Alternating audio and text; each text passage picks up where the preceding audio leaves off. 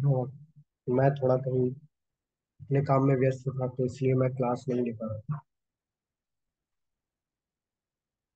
तो प्रभु जी ने मदद की और आप सभी को एक मौका मिला कि प्रभु जी से आप पढ़े। और आज हम शुरुआत करेंगे अध्याय 7 की। अध्याय 6 तक आप सभी लोग पढ़ चुके हैं, जिसमें भगवान ने कर्म योग, ज्ञान योग, ध्यान योग, सारे योगों के बारे में चर्चा की है। और कल आपने जब अध्याय समाप्त हुआ होगा तो आपने देखा होगा कि कल ही के अध्याय में भगवान ने ये भी बताया कि सारे योगों में से सबसे सर्वश्रेष्ठ योग कौन सा है। भगवान बताते हैं, श्रद्धावान भजते यो माम समय युक्त तमो मतो, कि जो श्रद्धा पूर्वक मुझे भजता है वो ही सारे योगियों में श्रेष्ठ है।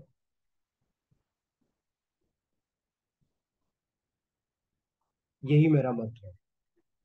तो भगवान ने अपना मत अंतिम श्लोक में, छठे अध्याय के अंतिम श्लोक में सुना।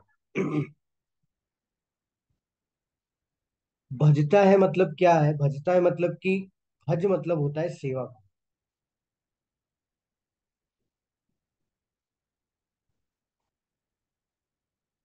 तो सेवा कहाँ आती है? सेवा तभी आती है जब आप किसी को स्वामी मानते हैं, तभी सेवा हो पाती है। अदरवाइज सेवा इम्पॉसिबल है। तो भगवान यही बता रहे हैं कि भगवान ने बताया दूसरे अध्याय में कि हम शरीर नहीं है, हम आत्मा है। और आत्मा जो है वो क्या है? शाश्वत है। शाश्वत क्यों है? क्योंकि वो भगवान का अंश है। तो भगवान शाश्वत है तो आत्मा भी शाश्वत है। लेकिन क्योंकि अंश है, तो अंश कहीं ना कहीं कैसा है? सेवा, सेवक है। और पूर्ण जो है वो क्या है? स्वामी है। पूर्ण कौन है? वो भगवान है। अंश जो है वो सेवक। तो जब कोई भजता है, कोई सेवा करता है, यानी कि कोई भक्ति करता है। भक्ति का मतलब क्या होता है? भक्ति का मतलब होता है सेवा करना, अपने आप को सेवक मानना। किसका? भगवान का, भगवान के भक्तों का।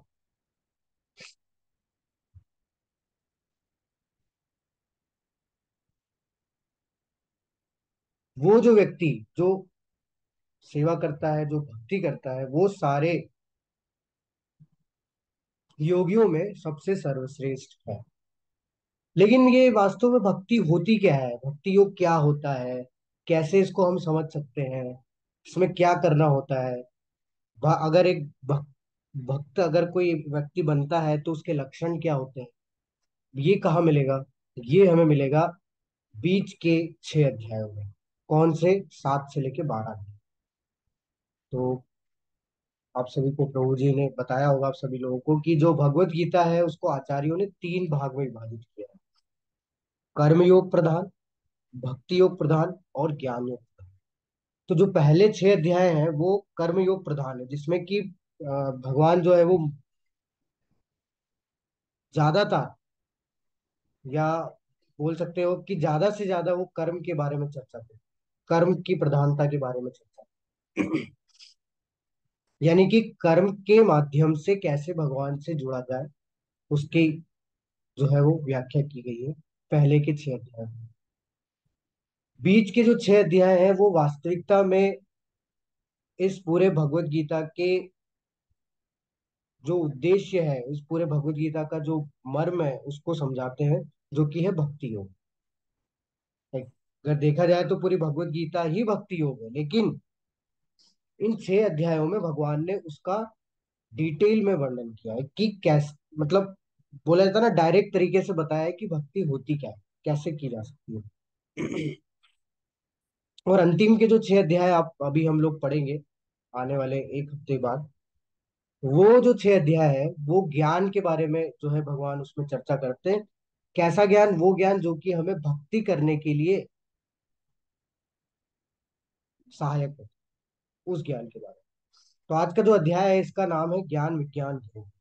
तो इसमें हम लोग भगवान के बारे में भी थोड़ा सा जानेंगे, भगवान स्वयं अपने बारे में भी बताएंगे, अपनी शक्तियों के बारे में बताएंगे, और कैसे उनके साथ हम अपनी आसक्ति को और ज्यादा बढ़ा सकते हैं उसके बारे में भी भगवान इसको चर्चा करेंगे। तो इस अध्याय की शुरुआत करते हैं हम लोग।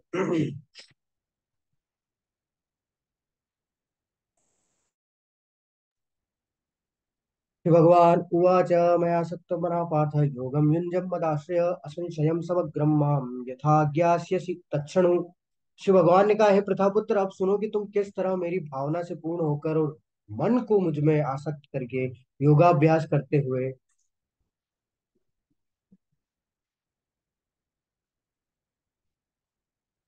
मुझे पूर्णतया संशय रहित जान सकते हो। देखिए, सबसे इम्पोर्टेंट बात क्या है? सबसे इम्पोर्टेंट बात यह है कि जब भी हम शुरुआत करते हैं किसी भी चीज की, तो सबसे पहले हम क्या करते हैं? सबसे पहले हम सुनते हैं। जैसे फॉर एग्जाम्पल, अगर बच्चा भी है, कोई छोटा बच्चा होता है, तो बच्चे को क्या बोलते हैं? बच्चे को बोलते हैं कि बेटा पापा बोलो, माँ बोलो। तो वो ये सब क्या कर रहा है? वो श्रवण कर रहा है, उसकी बुद्धि जागृत नहीं है, लेकिन वो सुन तो रहा है। वो सुन के वो दोहराता है। तो भगवान यहाँ पे वही सिखा रहे हैं। भगवान क्या है? भगवान यहाँ पे बता रहे हैं कि तुम मेरी भावना से पूर्ण होकर मन को मुझ में आसक्त करके योगाभ्यास करते हुए मुझे पूर्णतः संशय रहित जान सकते हो। कैसे? सुनने से। अब सुनो, तत्श्रवण। तुम्हें अब सुनना है। अब जो मैं बता रहा हूँ उसको सुनने मात्र से तुम क्या कर सकते हो? तुम्हारे अंदर की जितने भी संशय है, डाउट्स है, वो क्या हो जाएंगे? अब समाप्त हो जाएंगे। इसलिए हमेशा ये बोला जाता है कि हमें शुरुआत अगर करनी है, मान लीजिए हमारे आध्यात्मिक जीवन की अगर शुरुआत करनी है, तो हमें कहाँ से करनी चाहिए? हमें सुनने से करनी चाहिए। हमें सुनना चाहिए। जितना ज्यादा सुनेंगे भगवान के बारे में, भगवान के नाम, गुण, रूप, लीला अनंत है। आपके पास समय ही समय है, सुन सकते हैं आप। ये तो हम इस माया में फंसे हुए हैं, इसलिए हम सुनते नहीं है। जैसे मैं आपको एक अपने भी ये एक्सपीरियंस किया होगा, अनुभव किया होगा कि जब बैठा होगा एक कोई व्यक्ति ऐसे ही बैठा है, टाइम पास कर रहा है, वो नाक में उंगली डालता है, कान में उंगली डालता है, बैठा है टाइम पास। और उसको अगर आप जाके बोलेंगे कि आप थोड़ा भगवत गीता पढ़ लीजिए, सुन लीजिए, वो मना कर देगा। मतलब उसके लिए वो इम्पोर्टेंट है, कान में उंगली डालना, नाक में उंगली डालना। टाइम पास कर रहे हैं, लेकिन उस समय को वो यूटिलाइज नहीं करेगा। ये माया देवी का प्रकोप है। वैसे ही हमारे पास आजकल जो है वो मोबाइल है। हम लोग क्या करते हैं? मोबाइल चलाते हैं। हम घंटों घंटों रील देख सकते हैं, रील बना भी सकते हैं, घंटों घंटों रील बनाने में लगा देते हैं। कभी उसमें कोई गाने जोड़ेंगे, कभी उसमें कोई गाने जोड़ेंगे, कभी कुछ करेंगे, लेकिन उस समय पे हम लेक्चर नहीं सुनेंगे।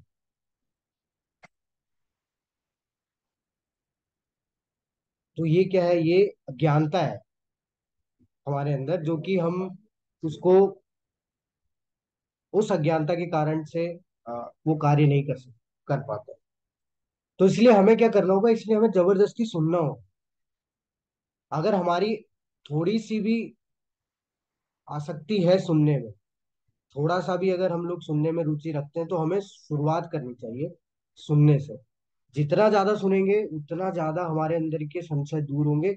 और तो और, अगर आप जो माला कर रहे हैं, वो माला भी आपकी जो है वो क्या हो जाएगी? और अच्छे से। क्यों? क्योंकि आपको उनके बारे में पता है जिनका आप नाम ले रहे हैं बार बार, तो उनके बारे में पता तो होना चाहिए।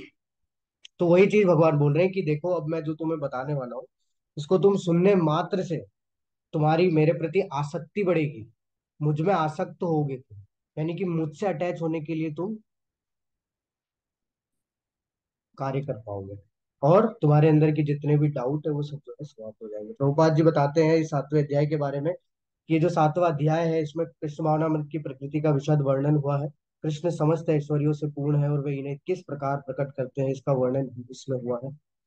इसके अतिरिक्त इस अध्याय में इसका भी वर्णन है कि 4 प्रकार के भाग्यशाली व्यक्ति कृष्ण के प्रति आसक्त होते हैं और 4 प्रकार के भाग्यहीन व्यक्ति कृष्ण की शरण में कभी नहीं जाते। तो आज आप लोग इस अध्याय के बाद ये जरूर निर्णय लगा पाएंगे कि आप कौन से 4 प्रकार में आते हैं, वो भाग्यशाली व्यक्ति में आते हैं या वो भाग्यहीन व्यक्ति में आते हैं, जो कि भगवान की शरण ग्रहण करते हैं या जो भगवान की शरण ग्रहण नहीं करते हैं।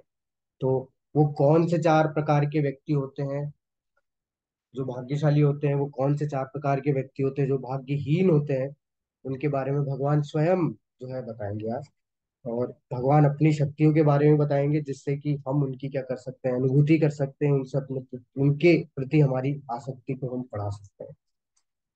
आगे भगवान स्पष्ट रूप से ये बता देते हैं कि अब मैं तुमसे पूर्ण रूप से व्यवहारिक तथा दिव्य ज्ञान कहूंगा, इसे जान लेने पर तुम्हें जानने के लिए और कुछ भी शेष नहीं रह जाता या नहीं रहेगा। देखिए, व्यवहारिक की बात कही है। व्यवहारिक मतलब क्या होता है? व्यवहारिक होता है प्रैक्टिकल। कोई अगर व्यक्ति है वो भगवत गीता को पढ़ेगा और वो सुनेगा और आके बोल देगा कि ये तो प्रैक्टिकल है ही नहीं, ऐसा तो पॉसिबल हो ही नहीं सकता, तो ये हम लोग अपनी बुद्धि से बोल रहे हैं। क्यों? क्योंकि हम उसको करने में अपने आप को असमर्थ समझ रहे हैं, हम उसको करने में अपने आप को ऐसा समझ रहे हैं कि हमसे नहीं हो पाए। ये हमारी बुद्धि है। लेकिन भगवान जो कि जानते हैं कि हमसे हो पाएगा, क्योंकि वो तो बुद्धि प्रदान करने वाले हैं, उन्हीं से तो बुद्धि मिल रही है। हमारे अंदर बुद्धि आ कहां से रही? आज ही भगवान बताएंगे खुद ही, बुद्धि बुद्धि मतामस्मि, कि बुद्धि देने वाला भी मैं हूं। तो जो स्वयं ये बोल रहे हैं कि ये जो मैं ज्ञान बताने वाला हूं तुम्हें, ये व्यवहारिक है, प्रैक्टिकल है। अगर इसको जान लिया तो फिर कुछ शेष नहीं रह गया।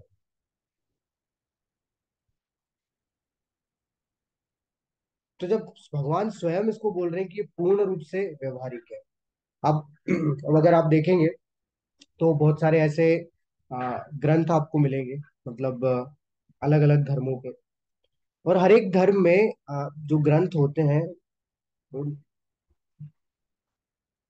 उस ग्रंथ में जो है वो रूल्स होते हैं, टीचिंग्स होते हैं। जैसे बाइबल में कमेंडमेंट्स हैं, ठीक है। और आप ये पढ़ेंगे, अगर कुरान पढ़ेंगे तो उसमें कलमे है, इबादत है, सब कुछ उसमें जो है दिया हुआ है। तो आप जब उसको पढ़ते हैं तो वो सब क्या है? वो सब जो है डायरेक्ट इंस्ट्रक्शंस है। लेकिन कहीं पे भी उस डायरेक्ट इंस्ट्रक्शन में ये नहीं बोला जाता कि ये पूर्ण है। हमारे सनातन धर्म में भगवत गीता एकमात्र ऐसा ज्ञान है जिसमें कि भगवान स्वयं इस चीज की पुष्टि करते हैं कि ये जो मैं ज्ञान दे रहा हूँ ये कैसा ज्ञान है? ये पूर्ण ज्ञान। अब इसके अलावा कोई शेष नहीं रह गया।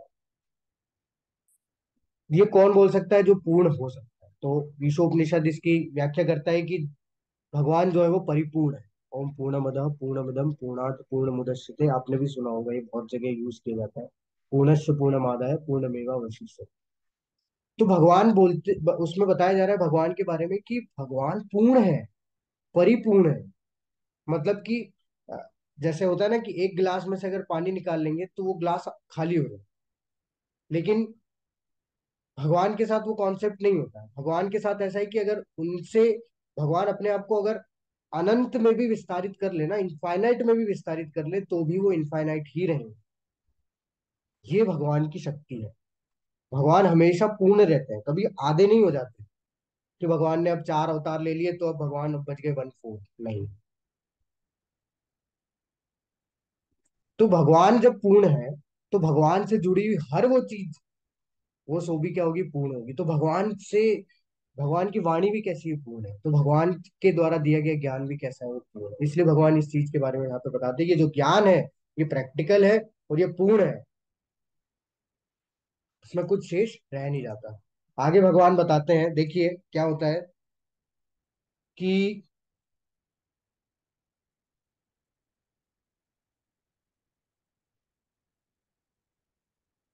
एक प्रश्न हमेशा हमारे मन में आता है कि जब भक्ति जो है वो इतनी सरल है, इतनी आसान है, श्रवण करने मात्र से जो है व्यक्ति भक्त बन सकता है, श्रवण करने से भगवान के प्रति अटैचमेंट बढ़ सकता है।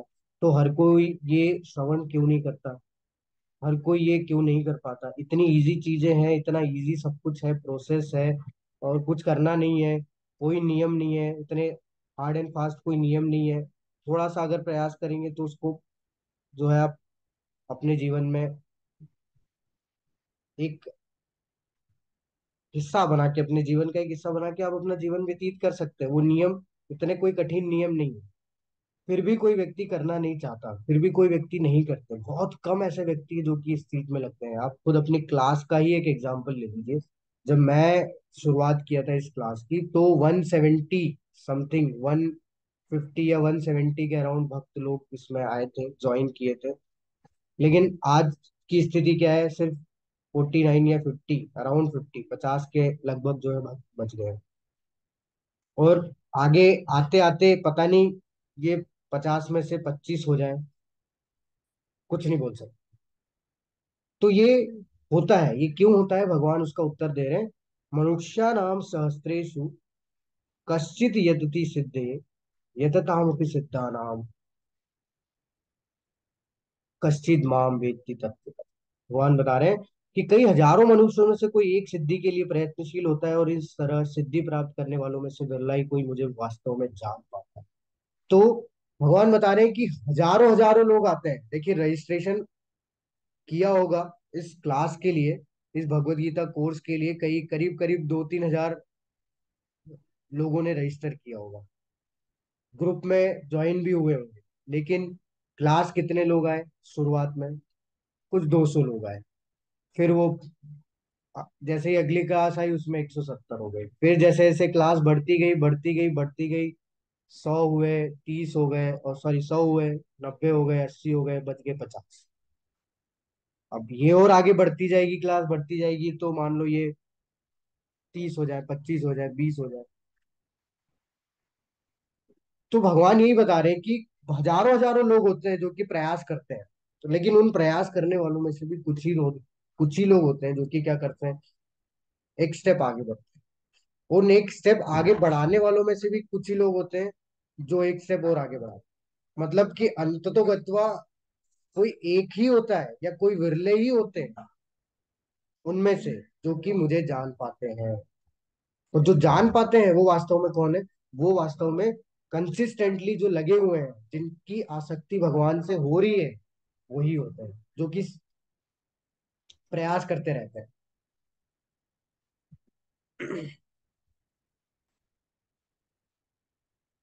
जैसे एग्जाम्पल यहाँ पे दिया है, फोटो आप देख रहे हैं, क्रॉस कंट्री मैराथन होती है। क्रॉस कंट्री मैराथन में क्या होता है कि कंट्री से, हर जगह से, एक शहर में जब जहाँ पे भी ये मैराथन आयोजित की जाती है, कंट्री से हर जगह से, मतलब जहां जहां भी होते हैं, जहां जहां जिसके जिसके लिए पॉसिबल होता है वो आते हैं। मतलब कई शहर के भी कई लोग, सारे लोग, मान लीजिए 50,000 लोग जो है वो आते हैं। लेकिन उन 50,000 में से क्या सारे ही दौड़ते हैं?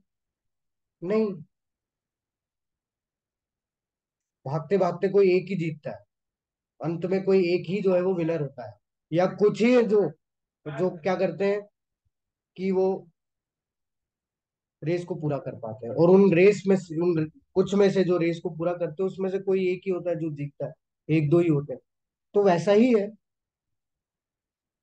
भक्ति का भी, कि आप कितना भी कोशिश कर लो, ठीक है, हर कोई भक्ति नहीं कर पाएगा। क्योंकि उसका रीजन है, वो क्यों नहीं कर पाते भक्ति। वो आगे आने वाले श्लोकों में हम लोग जानेंगे कि क्यों नहीं भक्ति कर पाते, वो क्यों नहीं इतने आसान प्रोसेस को फॉलो कर पाते। वो आगे हम लोग दो आने वाले जो श्लोक हैं, 4 और 5, उसमें उत्तर मिलेंगे। लेकिन यहाँ से ये समझ में आता है कि हाँ, बहुत मुश्किल है। देखिए आसान है, सरल है, लेकिन अभ्यास तो है, अभ्यास तो करना पड़ेगा, ऐसे बिना उसके नहीं है। भक्ति जो है वो चीप नहीं है, सस्ती नहीं है। उसके लिए जैसे होता है ना कि अगर कोई अच्छी चीज आपको लेनी है तो उसके लिए आपको एफर्ट लगाना है। आपको अगर ब्रांडेड कपड़े खरीदने तो आपको पैसे कमाने पड़े। नहीं तो ऐसे तो आपको रास्ते पे जो है ठेले पे कपड़े मिल जाएंगे, लेकिन अगर आपको अच्छे कपड़े खरीदने हैं तो उसके लिए आपको क्या करना पड़ेगा, पैसे कमाने पड़ेंगे, मेहनत करनी पड़ेगी, तपस्या करनी पड़ेगी। वही चीज है कि भक्ति जो है वो चीप नहीं है, बहुत कीमती है। अब उसके लिए तो आपको तपस्या करनी पड़ेगी। और वो तपस्या क्या है? वो तपस्या हम ये करते हैं कि रोज सुबह मंगल आरती करते हैं, 16 माला जप करते हैं, 4 नियमों का पालन करते हैं।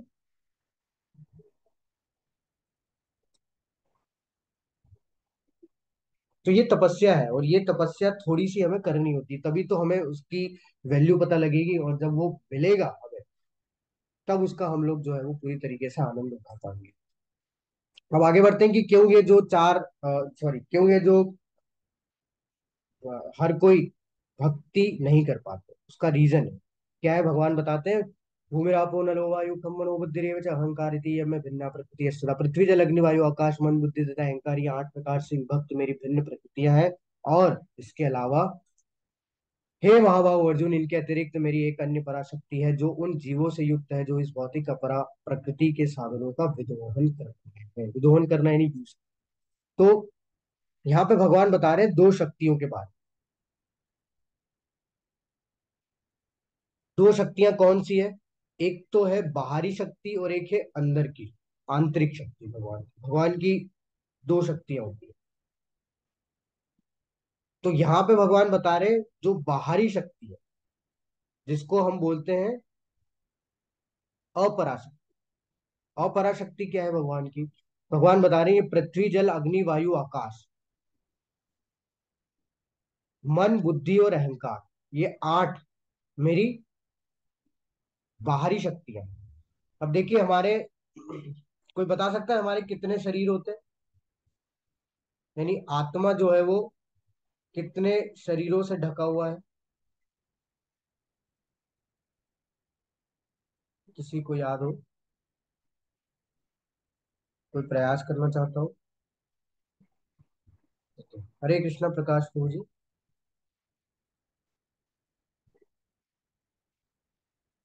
अनम्यूट करिए प्रभु। जी प्रभु। प्रभु जी, दंडवत प्रणाम। धन्यवाद। मेरे जानकारी के हिसाब से ये 3 आयाम में विभाजित है। जी जी जी बताइए। 3 आयाम में विभाजित है। इससे ज्यादा जानकारी हमें नहीं है। ओके, कोई बात नहीं प्रभु जी, बहुत बहुत धन्यवाद। तो देखिए जो हमारी जो आत्मा है ना, वो दो शरीरों से ढकी हुई है। एक तो जो शरीर है जो हम देख रहे हैं ना, जिसमें हड्डी है, मांस है, नसें हैं, है ना, ये शरीर है। ये किससे बनता है? ये बनता है पृथ्वी जल अग्नि वायु और आकाश। तभी तो हम बोलते हैं ना कि पंचभूत में लीन कर दो इसको। ये जब समाप्त हो जाता है तो हम क्या करते हैं, या तो उसको आग लगा देते हैं, या तो उसको दफना देते हैं जमीन में। तो मतलब जहां का था उसको वापिस सौंप देते हैं, प्रकृति का है प्रकृति को देते हैं। तो ये जो पांच पंचभूत बोलते हैं इसको, पृथ्वी जल अग्नि वायु आकाश से जो बनता है, जो हमारा हड्डी मांस का शरीर, उसको बोलते हैं ग्रॉस बॉडी, इसको बोलते हैं स्थूल शरीर। इसके पीछे एक और शरीर, वो किससे बना है? मन बुद्धि और अहंकार, माइंड इंटेलिजेंस एंड ईगो।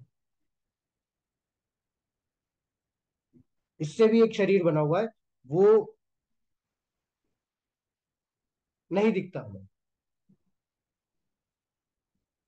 इसके पीछे जो है आत्मा है। आत्मा को कितने शरीरों ने ढक रखा है? दो शरीरों ने। तो भगवान की ही शक्ति है सब कुछ। पृथ्वी जल अग्नि वायु आकाश, भगवान बोल रहे हैं मेरी शक्ति है, यानी कि ये जो शरीर है भगवान की शक्ति है। इसके पीछे जो जिसको हम लोग बोलते हैं सटल बॉडी, जिसको बोलते हैं सूक्ष्म शरीर, मन बुद्धि और अहंकार से बना हुआ है, वो भी क्या है? भगवान बोल रहे हैं वो भी मेरी शक्ति है। और आत्मा भी जो है भगवान बोल रहे हैं वो भी मेरी शक्ति है। इनके अतिरिक्त मेरी एक अन्य पराशक्ति है, जो कि जिसको क्या बोलते हैं, इंटरनल एनर्जी। अभी जो हमने देखी वो एक्सटर्नल एनर्जीज थी भगवान की, बाह्य शक्तियां थी। आंतरिक शक्ति क्या है भगवान की? आत्मा, जो हम है, जो एक्चुअल में हमारी आइडेंटिटी है, हम भगवान की आंतरिक शक्ति है। और वो क्या करती है? वो आंतरिक शक्ति, यानी कि जब आत्मा जो है, आंतरिक शक्ति आत्मा, वो क्या करती है? जब उसकी इच्छा और उसके कर्म के आधार पर उसको शरीर मिलता है, तो वो इस भौतिक संसार में आती है। और वो शरीर के साथ में वो क्या करती है? इस संसार में जितनी भी, इस भौतिक संसार में जितनी भी चीजें हैं उनका भोग करती है। किसके माध्यम से? इस शरीर के माध्यम से।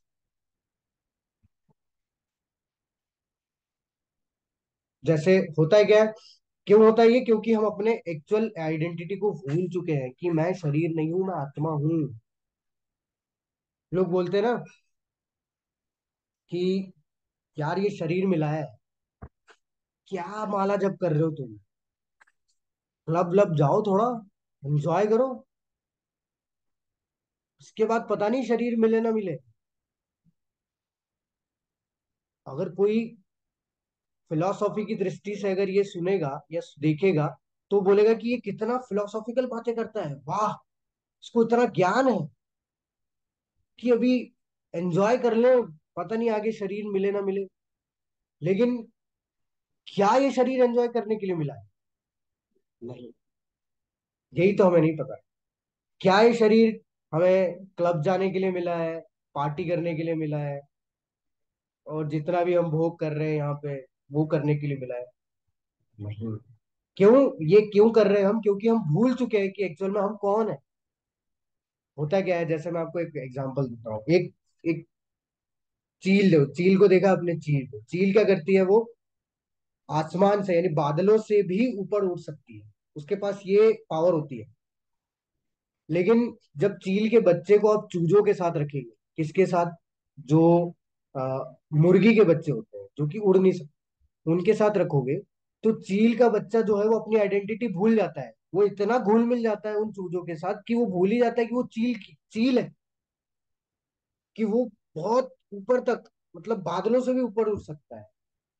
वही हाल हमारा भी होता है। जैसे ही हम इस भौतिक संसार में, यानी कि इस अ, मृत्यु लोक में आते हैं, इस प्रकृति के संबंध में आते हैं, इस प्रकृति के संपर्क में आते हैं, जैसे ही हमें, हम किसी शरीर को प्राप्त करते हैं, यानी आत्मा जब किसी शरीर को प्राप्त करती है, तो वो भूल जाती है कि वो आत्मा है। वो भूल जाती है कि वो भगवान का इंटरनल एनर्जी है, और अपने आप को क्या मानने लगती है? अपने आप को शरीर मानने लगती है। और जब हम अपने आप को शरीर मानने लगते हैं, तो हम क्या करते हैं? हम इस संसार में जो कुछ भी है, जो कुछ भी भौतिक संसाधन है, मटेरियल चीजें हैं, सब उसका हम सिर्फ और सिर्फ क्या करते हैं? भोग करते हैं, उसको एंजॉय करते हैं। और यही कारण है कि व्यक्ति भगवान की शरण में ना जाके क्या करने में अपने आप को लगाए रखता है? भौतिक संसाधनों का भोग करने में अपने को लगाए रहता है। और यही कारण, इसी के कारण से वो कभी भी भक्ति नहीं कर पाता। क्योंकि सो कॉल्ड हम लोग जानते हैं कि ये शरीर हमारा जो है वो पता नहीं हम अगले जन्म में मिले या ना मिले, हमें आगे मनुष्य योनि मिले ना मिले। तो इसलिए हमें शायद जो है जितना आनंद उठाना है, जितना भोग करना है, अभी कर लो। बुढ़ापा आएगा जब हम लोग जो है भक्ति कर लेंगे। और बुढ़ापे तक लोग जा ही नहीं पा रहे हैं, कोरोना ने बुढ़ापे तक जाने ही नहीं दिया। तो हम लोग एक्चुअल में जो ट्रुथ है उसको हम लोग क्या करते हैं? उसको स्वीकार नहीं करते हैं। और उसी के कारण से कोई जो है, बहुत कम लोग जो है वो भक्ति कर पाते हैं।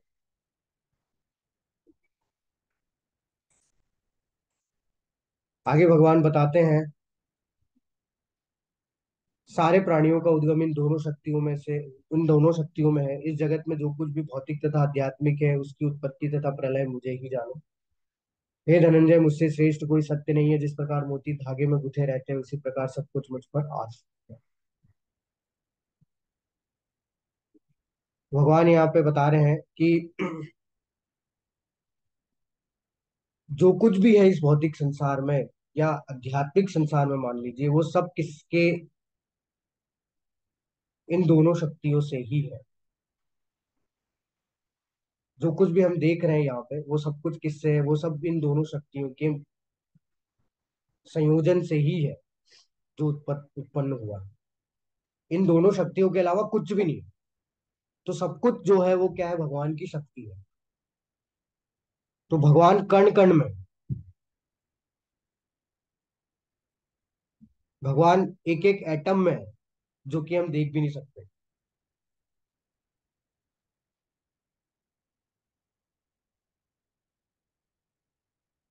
क्यों? क्योंकि उन्हीं की शक्ति से ये सब कुछ जो है वो संभव हो पाया। और इसको भगवान पुष्टि करते हैं कैसे?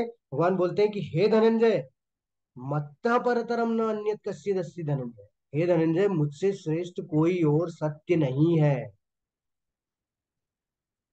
तो परम सत्य कौन है? भगवान स्वयं खुद बोल रहे हैं कि मुझसे श्रेष्ठ कोई और सत्य नहीं है।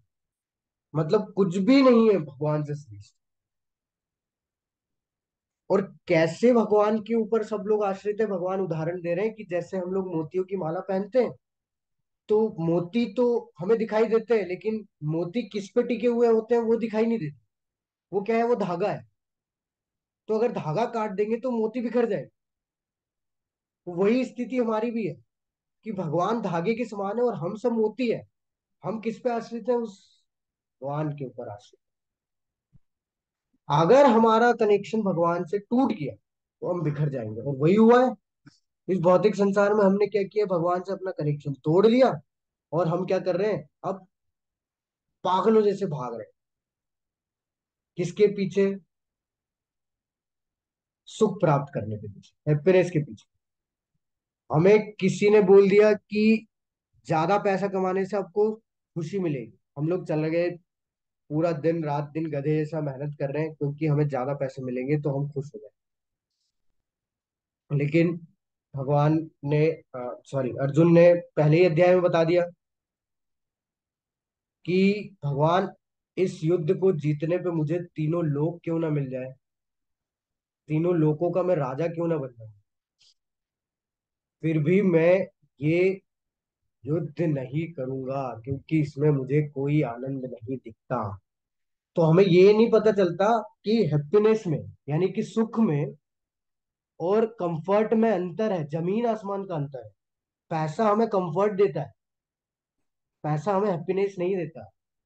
ये चीज हमें पता ही नहीं, क्योंकि हैप्पीनेस की डेफिनेशन ही नहीं पता, हैप्पीनेस के लक्षण नहीं पता।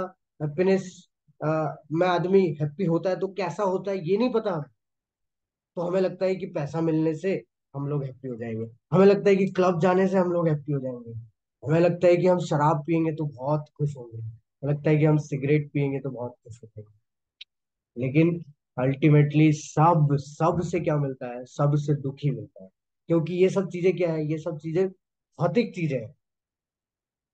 आपने 5वें अध्याय में पढ़ा होगा, ये ही संस्पर्श जाब होगा दुख योनय एवते आद्यंतवंत कौन्तेय न तेषु रमते बुधा। जो बुद्धिमान होते हैं उन्हें पता होता है कि ये तो आज नहीं कल खत्म हो जाए।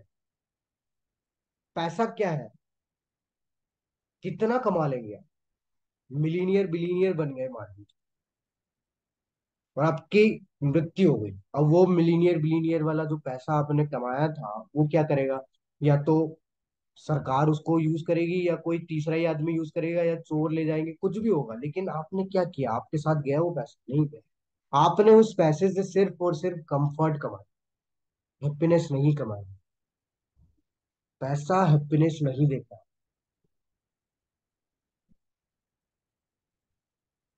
सुख कब मिलेगा? सुख तब मिलेगा जब हम लोग अपनी आइडेंटिटी को पता करके उसके लिए कार्य करना शुरू करेंगे। जैसे मैंने आपको पहले भी दूसरे अध्याय में उदाहरण दिया था कि मछली है, उसको आप पानी से बाहर निकाल देंगे तो वो नहीं बचेगी। आप उसमें मेडिकल साइंस के हर उस चीज का आप प्रयोग कर लीजिए जो अमर रख सकता है, लेकिन मछली फिर भी नहीं बचेगी। क्यों नहीं बचेगी? क्योंकि उसका संबंध पानी से है। वैसा ही हम भी है। हम कितना भी कोशिश कर ले यहाँ पे, हम कोई भी पार्टी क्यों ना कर ले, हम कितना भी यहाँ पे अपने संबंध क्यों ना बना ले, हम कितना भी जो भोग की संसाधनों की चीजें क्यों ना भोग ले, लेकिन हम खुश नहीं रह पाएंगे। क्योंकि हमारा सीधा संबंध भगवान से है, और जब हम भगवान से कनेक्ट करते हैं तब हमें वास्तविकता में खुशी मिलती है। जैसा आपने देखा होगा कि लोग जब भक्त क्या है, भक्त लोग रोडों पे नाचते हैं, या मंदिर में जब आप जाएंगे तो सुबह 4 बजे भक्त नाच रहे हैं। तो नॉर्मल व्यक्ति बोलेगा क्या पागल लोग हैं ये, सुबह सुबह से नाच रहे हैं, और वो भी इस पे। एक्चुअल में वो हैप्पीनेस है, क्योंकि हम जानते ही नहीं उस हैप्पीनेस का डेफिनेशन। वो खुश है, वो एंजॉय कर रहा है, क्यों? क्योंकि वो भगवान से कनेक्ट कर रहा है अपना। इसलिए आप जब किसी भी मंदिर में जाते हैं तो सुबह सुबह 4 बजे भक्त लोग जो है वो मंगल आरती में नाच रहे होते हैं। वो एनर्जी कहाँ से आती है? हम तो उठ भी नहीं पाते, वो नाच रहे होते हैं, तो वो कहाँ से आता है? वो सब चीजें जो है वो, क्योंकि व्यक्ति भगवान से कनेक्ट करने के लिए कार्य करता है। तो इसलिए भगवान बोले कि जिस तरीके से मोती धागे के ऊपर आश्रित है, वैसे ही हम सब भी जो है वो किस पे आश्रित है? भगवान पे आश्रित है। अगर हम भगवान से अपने आप को कनेक्ट करने का कोशिश नहीं करेंगे तो जितना हम चाहे उतना कोशिश कर ले, हम कभी भी संसार में सुख प्राप्त नहीं कर।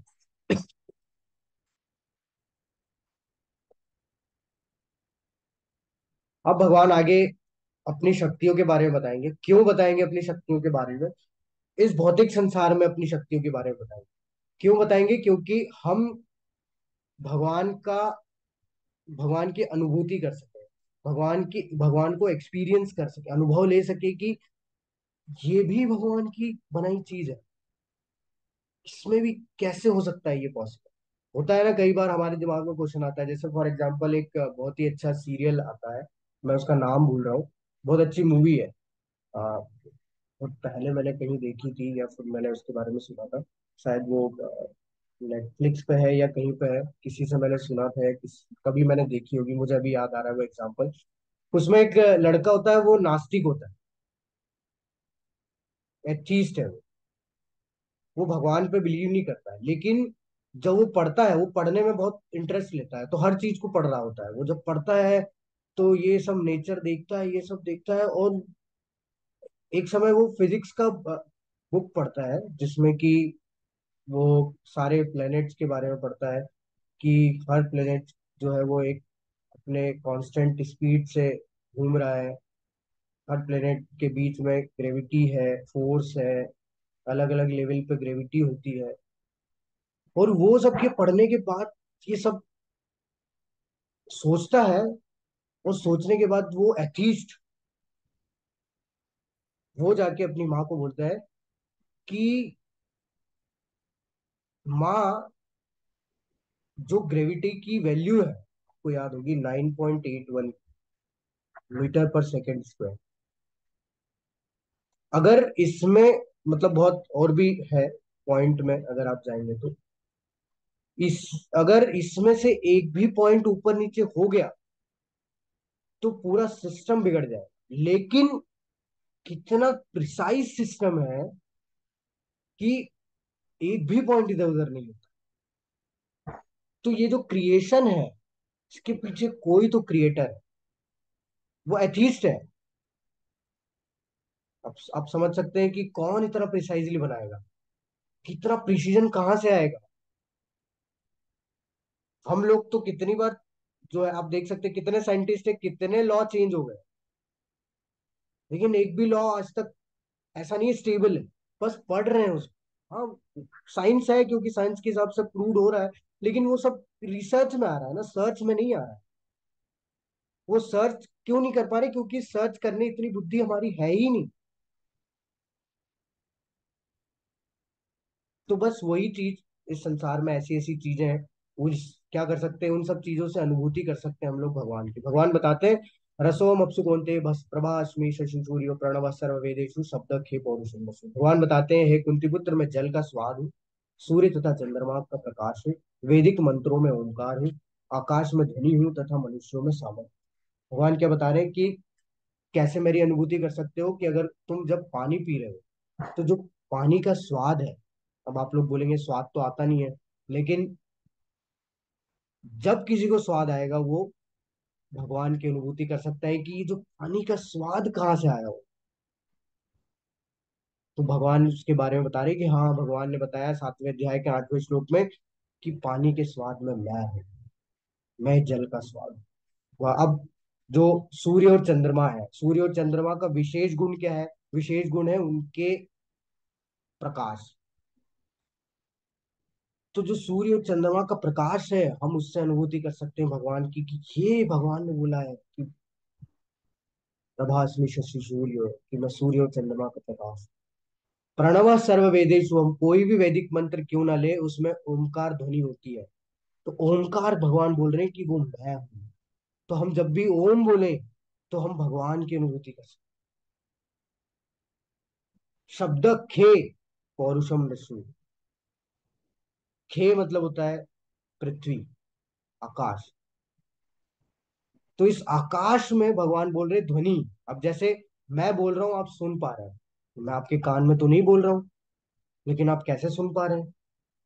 मतलब ये हम आ जाते हैं कि इस पे टेक्नोलॉजी पे, कि क्या टेक्नोलॉजी, लेकिन एक्चुअल में ये ध्वनि भगवान बोल रहे वो मैं हूँ।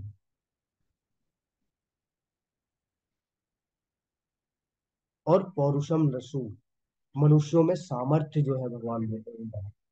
देखिए, अब आपके दिमाग में एक प्रश्न आ सकता है कि यहाँ तो स्त्रियों के बारे में कुछ बोला ही नहीं, लेकिन ये संस्कृत है। संस्कृत में पाओ, आओ की मात्रा जब लगती है तो वो द्विवचन के लिए लगती है। द्विवचन में दोनों आते हैं, दो वचन आते हैं उसमें, तो यहाँ स्त्रीलिंग पुल्लिंग दोनों के लिए। और अगर, ये तो मैंने आपको समझाने के लिए बताया, लेकिन अगर मैं आपको ऐसे बताऊं, तो जो आत्मा है उसका कोई लिंग नहीं होता, कि वो स्त्रीलिंग है या पुल्लिंग है, या वो मेल है या फीमेल है। आत्मा का कोई जेंडर नहीं। तो जो कुछ भी बातें भगवान इस बोलेंगे इसमें, वो सब किसके लिए बोली जाती है? वो आत्मा के स्तर पे बोली जाती है। और अगर आप उसको भौतिक स्तर पे भी समझना चाहते हैं, अपने जीवन में उतारना चाहते हैं, तो ये पौरुषम है। संस्कृत भाषा में जो औ की जो संस्तुति होती है, वो जनरली द्विवचन के लिए होती है। तो हमारे दूसरे जितनी भी भाषा है उसमें सिर्फ दो वचन होते हैं, एक तो एक वचन, एक बहुवचन। लेकिन संस्कृत में तीन वचन होते हैं, एक वचन, दो वचन और बहुवचन। तो ये दो वचन के लिए जो है यहाँ पे संस्तुति की गई है, पौरुषम। तो ऐसे संस्कृत के बहुत सारे श्लोक है जो कि दो की जिसमें संस्तुति हुई है, औ औ की मात्राएं आपको मिलेगी, जहाँ पे दो के बारे में जब बात की जाती है।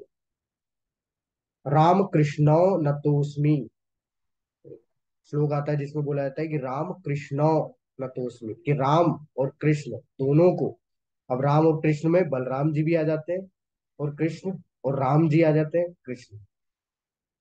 राम कृष्णो नतोस्मि, कि मैं नतमस्तक होता हूँ राम और कृष्ण दोनों को। तो इस तरीके से आप समझ सकते हैं इसको। तो अभी आपको ये समझ में आया कि कैसे हम भगवान की अनुभूति कर सकते हैं।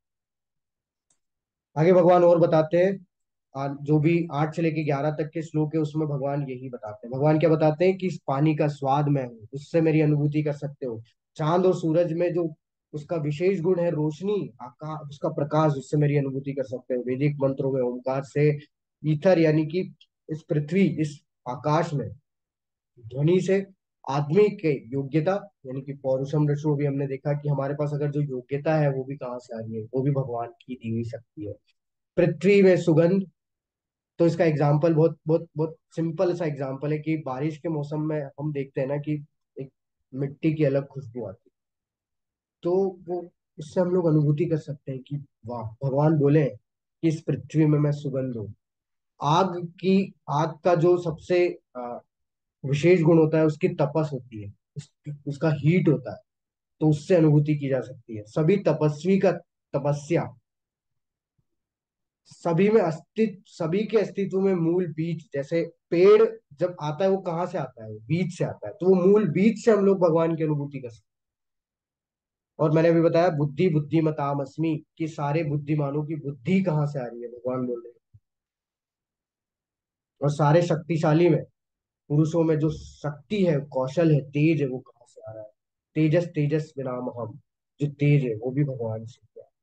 कोई व्यक्ति अगर सॉरी, कोई व्यक्ति अगर ये बोलता है कि मैं बहुत बुद्धिमान हूँ, अब उसको अगर अपनी बुद्धि पे बहुत घमंड होता है, तो वो क्यों होता है? क्योंकि वो ये भूल जाता है कि बुद्धि उसे कहाँ से प्राप्त हुई है। कोई बहुत तेज है, तेजवान है, ओजवान है, तो वो तेज कहाँ से आता है? वो भगवान से आता है। तो इन सब चीजों से भगवान की अनुभूति की जा सकती है। हम अपने डे टू डे लाइफ में ये सब चीजें हम देखते हैं, देखते रहते हैं। तो हम एक भी क्षण जो है वो भगवान से अपने आप को अलग नहीं कर पाएंगे, अगर हम ये सब चीजें जानते हैं। ये तो कुछ कुछ बता रहे हैं भगवान, मतलब ऐसे भगवान उदाहरण देके बता रहे हैं कि ऐसे आप कई चीजों को देख सकते हो। और इससे क्या कर सकते हो, मेरी अनुभूति कर सकते हो। तुम जान लो कि मेरी शक्ति द्वारा सारे गुण प्रकट होते हैं, चाहे वो सतोगुण हो, रजोगुण हो या तमोगुण हो। एक प्रकार से मैं सब कुछ हूँ, किंतु हूँ स्वतंत्र। मैं प्रकृति के गुणों के अधीन नहीं हूँ, अपितु वो मेरे अधीन है। तो प्रकृति के गुणों के अधीन, तो एक्चुअल में प्रकृति में क्या है, तीन गुण होते हैं। तो अभी आप सिर्फ इनके नाम सुन लीजिए, आने वाले अध्यायों में इसके बारे में हम लोग पढ़ेंगे कि वास्तव में सत्वगुण रजोगुण होते क्या है। तो तीन गुण होते हैं जो कि हमें बांध के रखते हैं। हम क्या है, हम कठपुतली है, हम कुछ नहीं करते हैं, हमसे कौन कराता है, ये तीन गुण हमसे कार्य कराते हैं। लेकिन क्योंकि ये प्रकृति के हैं, और भगवान प्रकृति, भगवान जो है प्रकृति का सृजन करता है, भगवान की शक्ति है प्रकृति, भगवान की अध्यक्षता में कार्य करती है प्रकृति। तो ये जो गुण है, ये भी क्या है, कहीं ना कहीं भगवान से ही निकले हैं, क्योंकि जब प्रकृति भगवान से निकली है, भगवान से भगवान ने सृष्टि की है उसकी, तो फिर ये गुण भी कहाँ से आएंगे, भगवान से ही आएंगे। लेकिन फिर भी भगवान इसमें बनते नहीं है, भगवान का कोई लेना देना नहीं है इनसे, भगवान ने बना दिया। भगवान ऐसा नहीं कि इसमें फंस जाते हैं, भगवान ऐसा नहीं कि इसमें जो है यहाँ पे आए द्वापर युग में और फंस गए तीनों गुणों में। अगर ऐसा है तो फिर आप खुद सोचिए कि माया बड़ी हो गई या भगवान बड़े हो गए। अगर भगवान भी माया में फंस रहे हैं तो फिर हम भगवान की शरण में कैसे क्यों जा रहे हैं। एक लॉजिकल वे में आप समझ सकते हैं इसको, कि अगर भगवान से बड़ी अगर माया है, मतलब अगर भगवान इस भौतिक संसार में भगवान आते हैं, प्रकट मतलब अपना अवतार लेते हैं या फिर प्रकट होते हैं, तो अगर माया उनको ढक पा रही है, तो इसका मतलब माया भगवान से श्रेष्ठ हो गई, माया देवी। लेकिन ऐसा तो नहीं है, क्योंकि भगवान बोल रहे हैं कि मेरे शरण में आओगे तो मैं तुम्हें माया से छुटकारा दिला दूंगा। तो जब भगवान खुद जो है ये चीज बोल रहे हैं, तो फिर माया भगवान से श्रेष्ठ कैसे हो सकती है, माया भगवान को कैसे बांध सकती है जब भगवान ये चीज बोल रहे हैं कि मैं तुम्हें छुटकारा दिला दूं। तो ये बहुत लॉजिकल तरीके से समझने की बात है कि भगवान इन तीनों में नहीं फंसते। तो ये जो सतोगुण रजोगुण और तमोगुण है, एक्चुअल में ये माया ही है, जो कि हमें बांध के रखते हैं। ये नचाते हैं, जैसे ये नचाते हैं वैसे हम लोग नाचते हैं, जैसे माया देवी हमें नचाती है वैसे हम लोग नाचते हैं। तो माया देवी क्या करती है, माया देवी हमें भगवान से दूर ले जाने के लिए जो है वो प्रयास करती है, हमारे हमारी परीक्षा में ही। कि मतलब अगर आपने थोड़ा सा भी अगर चूक किया तो आप गए। आपने अगर थोड़ा सा भी भोग की दृष्टि दिखाई तो आप फंस जाओगे। आपको लग रहा है कि मैं बहुत कंट्रोल्ड हूँ, लेकिन नहीं, माया देवी से ऐसे ही थोड़ी ना बचा जा सकता है, भगवान की शक्ति है। इतना आसानी से अगर छुटकारा पाया जा सकता तो दुनिया में हर कोई छुटकारा पा सकता था, कोई जो है भक्ति कर सकता था, लेकिन नहीं, इतना आसान नहीं है। इसका भी सोल्यूशन भगवान स्वयं आगे देंगे। तो ये जो इस तरीके से सोचता है कि भगवान भी माया में फंसे हुए हैं, भगवान क्या बोल रहे हैं, वो मोहग्रस्त है। यानी कि वो इतना आसक्त है इस भौतिक संसार से कि वो भूल जाता है कि वास्तव में मैं, भगवान को भूल जाता है कि भगवान जो है वो गुणातीत है, वो गुणों से अतीत है, गुणों से परे है, माया देवी से परे है, अविनाशी है, उनका विनाश नहीं होता। वो इस तरीके से नहीं जान पाता। क्यों? क्योंकि वो फंसा हुआ है ना माया देवी में। मैंने बताया ना, आप छोटा सा भी इच्छा करो, आपको इतना पूरा झटका लगेगा कि आप पीछे मुड़ के देख भी नहीं पाएंगे कि आप क्या सोच रहे हैं। ये माया देवी की शक्ति है, क्योंकि आप वो कर बैठे हैं। अब गिल्ट करने से कोई मतलब नहीं, क्योंकि वो हो चुका है। अब उसका सॉल्यूशन ढूंढना है, सॉल्यूशन ढूंढना है तो आपको जाना है भगवान की शरण में, तभी आप माया देवी से छुटकारा पा सकते हैं। किसी ने आपको बोला कुछ, जैसे होता है ना कि स्कूलों में बच्चे जो है वो गलत संगति में पड़ जाते हैं। अब वो बच्चे को थोड़ा सा भी अगर आप, मतलब किसी ने उकसा दिया कि देखो, एक बार करने से कुछ नहीं होगा, एक बार आप नशा करोगे कोई प्रॉब्लम, आदत थोड़ी ना लग रही है। तो अब माया देवी यहाँ काम करती है, ये दिमाग में चलेगा हमारे कि बात तो सही हो रही है। अब दो दो थॉट आएंगे, एक थॉट आएगा नहीं मत करो, गलत है। तो वो जो नहीं मत करो वाला थॉट है, वो बचाने वाला जो थॉट है, वो कहाँ से आता है, वो हमारे हृदय से आता है, जो कि भगवान हमें ये बचाने का कार्य करते हैं। क्योंकि भगवान हमारे हृदय में परमात्मा के रूप में बैठे हैं। लेकिन क्योंकि हम भौतिक संसार में इतने ज्यादा फंसे हुए हैं कि वो जो बचाने वाला थॉट है उसको हम बोलते हैं कि बस तो वैसे भी जाना ही है, एक से, क्योंकि उससे कुछ नहीं होता है। माया देवी बोलती है अरे एक से क्या हो, कर लो, बस हो गया। उस व्यक्ति ने ट्राई किया, बच्चे ने ट्राई किया और बच्चा फंस गया बहुत बुरी तरीके से। तो यही चीज क्या करती है, भक्ति करने से रोकती है। और यही चीज कहीं ना कहीं भगवान से, भगवान मतलब हम लोग ये समझने लगते हैं कि भगवान भी तो ऐसे ही फंसे हैं, तभी तो भगवान भी जन्म लेते रहते हैं। तो भगवान जन्म किस लिए लेते हैं, आपको पता चल ही गया है, चौथे अध्याय में भगवान ने बता दिया है कि क्यों जन्म लेते हैं। वो परित्राणाय साधूनाम विनाशाय च दुष्कृताम धर्म संस्थापनार्थाय धर्म संभवामि युगे युगे। तो वो एक लीला करते हैं जिसमें कि वो अपने भक्तों का उद्धार कर सके, धर्म की पुनः स्थापना कर सके, दुश्मनों का नाश कर सके। इसलिए वो जो है यहाँ प्रकट होते हैं, और वो मनुष्यों में, मनुष्यों के बीच जन्म लेते हैं, मनुष्यों के बीच प्रकट होते हैं, इसलिए मनुष्यों जैसी लीला करते हैं। तो इसका मतलब ये नहीं कि वो मनुष्य हो, तो हम उसको मनुष्य नहीं समझ सकते। वो हमारे जैसी लीला, हमारे जैसे बन के आए हैं, तो उसका मतलब ये नहीं कि वो, उनका भी जो है शरीर हमारे जैसा ही है, मर जाएंगे फिर अगला जन्म होगा, नहीं। उनकी इच्छा, वो कभी भी प्रकट हो सकता है, उनकी इच्छा है। उनको गर्भ की जरूरत नहीं होती है प्रकट होने के लिए, वो तो खंबा तोड़ के भी निकल सकते हैं। नरसिंह भगवान खंबा तोड़ के आ गए थे, उन्हें माँ की गर्भ की जरूरत नहीं लगती। तो भगवान जो है वो सबसे, हम सबसे अलग हैं। हम, हमारा जो शरीर है वो भौतिक शरीर है, किससे बना है, पृथ्वी जल अग्नि वायु आकाश से, वो यही मिल जाना है।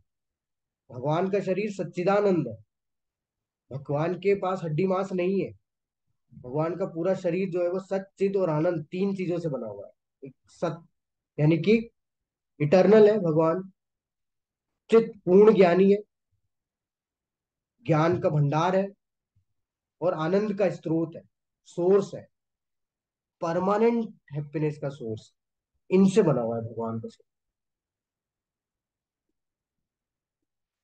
तो भगवान का शरीर आध्यात्मिक है, हमारा शरीर भौतिक है, इसलिए हम जो है इस भौतिक संसार में जन्म मृत्यु में फंसते हैं। भगवान भौतिक संसार में जन्म मृत्यु में नहीं फंसते, वो सारे गुणों से परे हैं। देवी एषा गुणमयी मम माया दुरत्यया माया मेता मामेव ये प्रपद्यन्ते माया मेताम तरन्ति ते।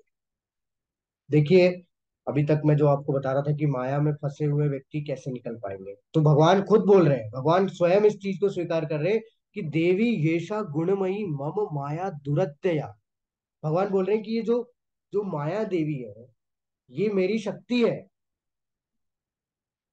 तुरंत है, इससे छुटकारा पाना बहुत मुश्किल है। लेकिन असंभव नहीं बोला भगवान ने, संभव असंभव नहीं बोला, भगवान ने बोला मुश्किल है। और अगली लाइन में सॉल्यूशन दिया, कैसे इसको छुटकारा पाया जा सकता है। मामेव ये प्रपद्यन्ते माया मेताम तरन्ति ते, कि जो मेरी शरण में आ जाए। मामेव ये, माम यानी मेरी, प्रपद्यन्ते मेरी शरण में आएगा, माया मेताम तरंति ते, तुरंत वो इस माया से छुटकारा पा सकता है। इतना स्पष्ट रूप से भगवान बता दिए, मतलब जब भगवान बोल रहे हैं, अगर आप इस पे विश्वास कर लो, तो ये 100% प्रूव हो चुका है ऑलरेडी। जो शरण में गया है भगवान ने उसकी, उसका उद्धार किया है। और इसको प्रैक्टिकली भी आप समझ सकते हैं। जैसे मान लीजिए, अ, हम सब एक रूम में हैं, और हमारे हाथ और पैर बांध दिए जाए, और हमें हाथ पैर बांध के एक रूम में पटक दिया जाए। अब हमें इस रूम से बाहर निकलना है, हम क्या निकल पाएंगे? क्या एक दूसरे को खोल पाएंगे? एक दूसरे की मदद कर पाएंगे? नहीं, क्योंकि हम तो सब बंधे हुए हैं। हमें कोई ऐसा व्यक्ति चाहिए जो हमारी मदद करे, जो कि बंधा हुआ ना हो, तभी तो वो हमें खोल पाए। और यही स्थिति हमारी है कि हम सब माया में बंधे हुए हैं। मैं आपकी मदद नहीं कर सकता माया से निकलने के लिए, और आप मेरी मदद नहीं कर सकते माया से निकलने। लेकिन वो व्यक्ति कर सकता है जो इस माया से छुटकारा पा चुका है, या फिर इस माया का जो स्वामी है, जो इस माया में नहीं बंधा है। वो कौन है? एक तो है भगवान, दूसरे हैं गुरु, जो कि भगवान का प्रतिनिधित्व करते हैं, जो कि भगवान के शुद्ध भक्त। तो जितने भी भगवान के शुद्ध भक्त होते हैं वो भी माया देवी से छुटकारा पा चुके होते हैं। क्यों? क्योंकि उन्होंने किसकी शरण ग्रहण की है? भगवान की शरण।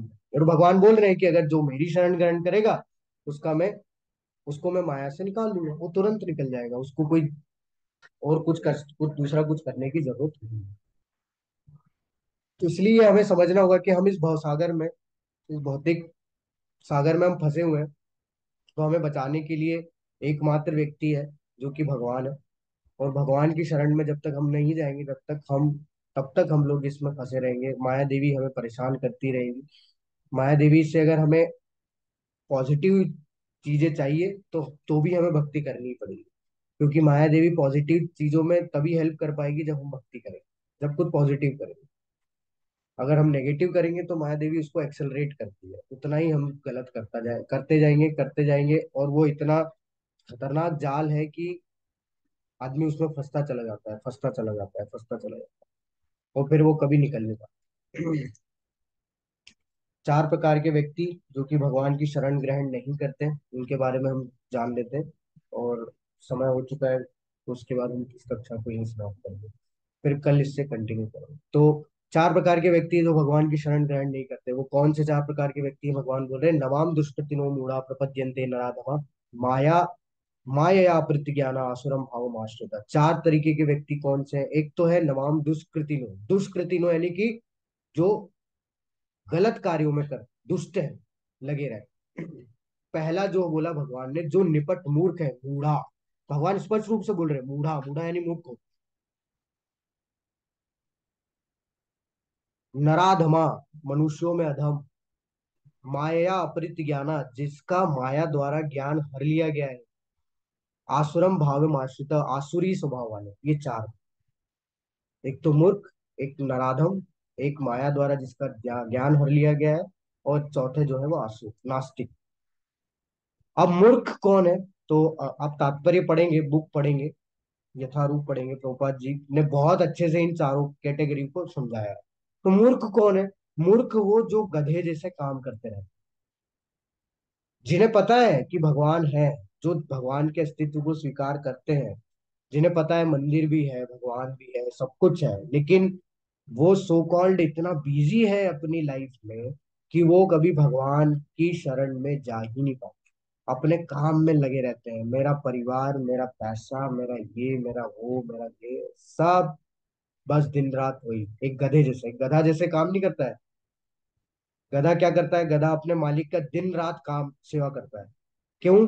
क्योंकि मालिक उसे बस एक खाने के लिए कुछ देगा, वो भी एक टाइम, एक बार मिल रहा है, उस एक बार के लिए गधा दिन भर कार्य करता रहता है उसके लिए। तो बस वही निपट मूर्ख होते हैं जो कि क्या करते हैं? गधे जैसे बस कार्य करते रहते हैं, इतना दिन रात बिजी रहते हैं। नहीं नहीं, हम तो बिजी है, नहीं जा पाएंगे, नहीं हो पाएगा हमसे, ये नहीं कर पाएंगे, ये नहीं कर पाएंगे, इससे नहीं होगा। भगवान की शरण, अरे भगवत गीता, अरे ये सब बाद में देखेंगे, अभी रिटायरमेंट होगा, फिर अभी तो बहुत बिजी है। तो ये निपट मूर्ख है, ये कभी भी भगवान की शरण ग्रहण नहीं करते, सब कुछ जानते हुए। दूसरे होते हैं मनुष्यों में अधम, तो ये इन मूर्खों से थोड़ा ऊंचे होते हैं। कैसे?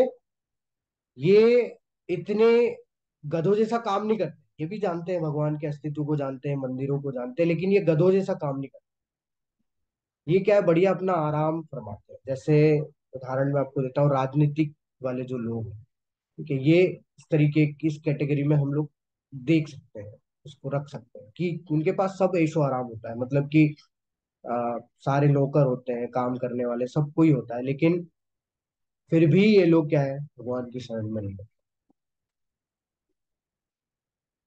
एटलीस्ट ये गधों जैसा काम नहीं कर, लेकिन फिर भी ये क्या है, नरों में अधम है। क्यों? क्योंकि ये भगवान की शरण में नहीं। तीसरे आते हैं ज्ञान द्वारा माया, माया द्वारा ज्ञान कर लेना। तो कई बार क्या होता है, जैसे मैंने अभी आपको बताया ना कि हम माया में इतने ज्यादा फंस जाते हैं कि हम भगवान को क्या समझने लगते हैं, हम भगवान को साधारण व्यक्ति समझ रहे हैं। अरे भगवान ने भी तो चोरी की, तो मैंने भी की, तो इसमें क्या अंतर है? मैं और मैं भी वही, हम जो चोरी कर रहे हैं, हम जो खेल रहे हैं, वो तो भगवान भी खेल रहे हैं, तो भगवान कैसे हो गए वो? भगवान भगवान कुछ नहीं होता। मतलब भगवान के अस्तित्व को स्वीकार करते हैं, लेकिन भगवान का जो रूप है वो स्वीकार नहीं किया जाता। मतलब भगवान की लीलाओं को स्वीकार नहीं किया जाता। ये माना जाता है कि ऐसा नहीं है, साधारण व्यक्ति समझता है। तो ज्ञान द्वारा, माया द्वारा ज्ञान हर लेना, मतलब क्या होता है कि व्यक्ति सिर्फ ज्ञान में ही इतना ज्यादा लीन हो जाता है। जैसे फॉर एग्जाम्पल, जैसे कुछ वैज्ञानिक है, वो क्या है, अपने ज्ञान में इतना ज्यादा डूबे हुए हैं कि वो भगवान की भक्ति में अपने आप को लगाते ही नहीं,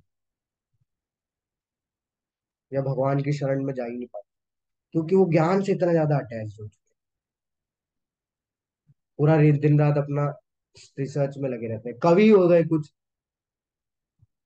ऐसी अलंकारमयी भाषा का प्रयोग करके, सूत्रों को जोड़ जोड़ के वो क्या करते हैं, कविताएं बनाते रहते हैं, लेकिन वो कभी भी भगवान की शरण ग्रहण नहीं करते, क्योंकि वो ज्ञान में इतने ज्यादा अपने फंसे हुए हैं। माया ने क्या कर लिया, उनका ज्ञान हर लिया है,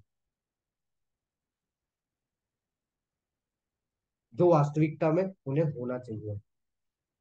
और आखिरी है असुर, जो नास्तिक है, जो कि भगवान के अस्तित्व को स्वीकार ही नहीं करते, वो बोलते भगवान भगवान होते ही नहीं।